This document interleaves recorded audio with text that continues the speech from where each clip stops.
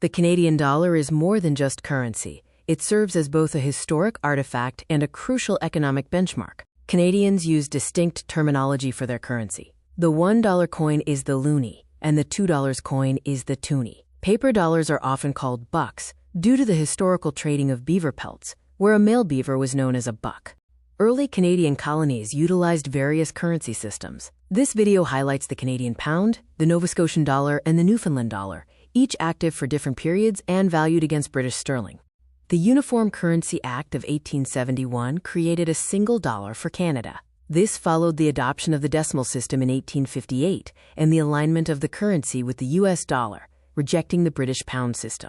Modern Canadian coins, minted in Winnipeg, feature the British monarch on the obverse and Canadian symbols or wildlife on the reverse. The Royal Canadian Mint produces 5 main coins.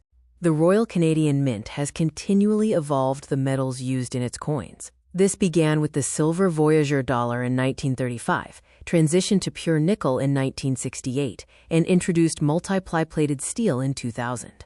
Canadian banknotes have shifted from cotton paper to polymer plastic. The Bank of Canada, which issues all banknotes, introduced its first paper series in 1935 and polymer plastic notes in 2011.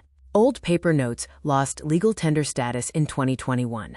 Canada ceased penny production in 2012 to reduce minting costs. The government stopped distributing pennies in 2013, leading cash transactions to round to the nearest 5 cents. However, the penny remains legal tender.